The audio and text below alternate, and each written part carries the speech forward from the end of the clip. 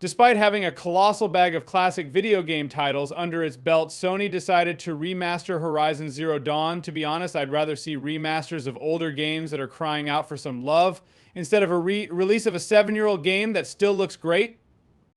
Let's get this one out of the way first. Yes, Bloodborne begs for a remaster, and yes, I'd love to play said remaster. Heck, I'd be more than happy with even a simple 60 FPS patch, which is already in the wild in an unofficial form.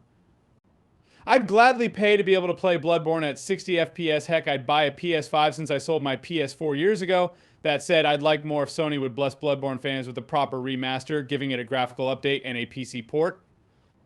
I had hoped that Sony would pull the Bloodborne remaster out of the hat during the PS5 Pro announcement, but no dice. Sony's refusal to remaster a game that needs it the most wouldn't be unreasonable if it weren't for the fact that PC gamers would buy Bloodborne remastered like hotcakes.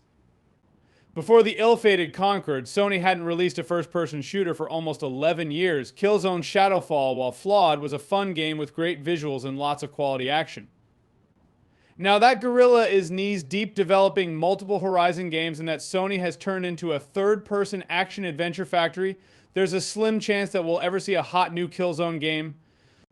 The next best thing would be to remaster the PS3 and PS4 titles. Give them a new coat of paint, improve some of the worst levels, perhaps even include a 120 FPS mode, and call it a day.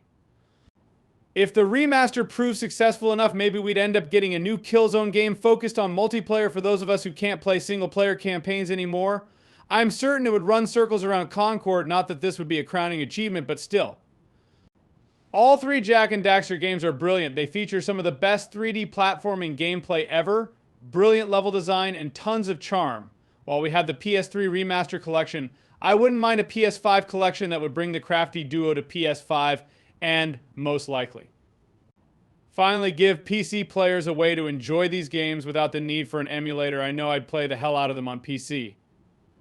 For a 20-year-old game, Gran Turismo 4 Slaps, the driving model, is super satisfying. There are PCSX2 patches that allow you to use analog triggers as the gas and brake pedals. The game looks amazing in HD, even when compared to PS3 and X360 era racers. And the single-player campaign is among the best I've ever played in a racing game. When you think about it, remastering Gran Turismo 4 would be a super cool thing to do. Update the car models, provide new track versions for tracks that found their way to the sequels, and update the ones that haven't found their way into later Gran Turismo titles. Sony could also slightly rework the UI to be in line with modern Gran Turismo games. The one thing Sony shouldn't touch, though, is the car selection. The end result would be a retro racer that looks and plays like a modern one. This is me saying that Gran Turismo 4's driving model still gives modern racers a run for their money. Gran Turismo 4 Remastered would also keep the humongous campaign and a progression model that puts many modern racers to shame. The PS3 had not one, but two massive FPS series, and we haven't seen a sequel to either in over a decade since the people at Insomniac are busy working on games that don't have anything to do with first-person shooters. Why not remaster the Resistance trilogy instead? You've got old school level design that would be a breath of fresh air compared to the deluge of open world titles we've been receiving lately. The shooting's fun, the story's not that shabby, and the co-op experience is among the best in the genre. Sly Cooper and the Thievius Raccoonus landed on PS5 a few months ago, and despite its age, the game looks fine and plays great. It's a classic PS2 title that you can finish in a day and then replay for months. The only thing better than bringing the rest of the titles from the Sly series would be to re-release the Sly Collection, which features the first 3 games of the series. The collection was released for PS3 and PS Vita and was a huge success as a cherry on top. Sony could make room on the disc for the 4th game, 2011 Sly Cooper Thieves in time. I'm confident the collection would sell quite well, especially if it was released on both PS5 and PC. While it didn't receive praise from critics back when it was originally released in 1999, The Legend of Dragoon has become a cult classic in the years since. It's now regarded as one of the best PS1 games. Despite its glaring weaknesses as such, it begs for a remaster. Sony could update the visuals. Sure, but considering the release date, The Legend of Dragoon is a prime candidate for a full-blown remake. The remake could update the level design to the 21st century standard, rework the nagging QuickTime events, and deliver a grand comeback of this cult classic game in the vein of Final Fantasy VII Remake and Rebirth. When it comes to the OG God of War trilogy, I've only played God of War 3 Remastered on the PS4, and I loved it. I wouldn't mind beating it again, But this time as part of a God of War Remaster trilogy for PS5 and PC, the only thing I'd like to see here, aside from a light graphical upgrade, is the removal of QuickTime events and the redesign of the last part of God of War 3. That ending sucked, and now that we've got the soft reboot, Sony could rework the ending and tie it to God of War 2018. Infamous 1 and Infamous 2 are still among the best superhero games to date. That's kind of sad considering that we're more than 15 years into Marvel's cinematic universe. Solid stories, cool powers, fun ways to traverse the cities, engaging gameplay mechanics, a mostly well-thought karma system, and top-notch mission design are just some of the duology's highlights. Sure, the first game was a bit of a snooze/frustration fest during its opening hours, but a remaster could improve the opening and also give the game a much-needed technical makeover.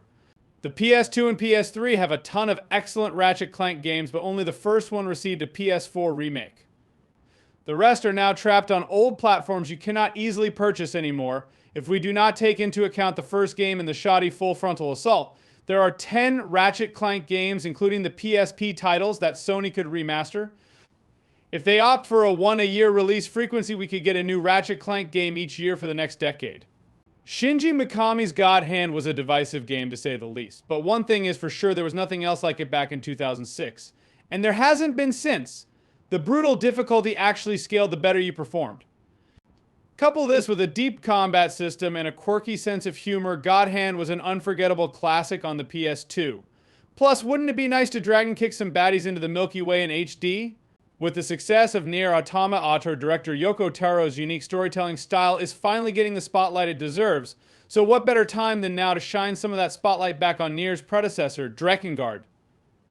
A remastered collection featuring Drakengard 1 through 3 would be amazing for people who just got into the series through Nier Automata and want to check out the origins of its rich lore.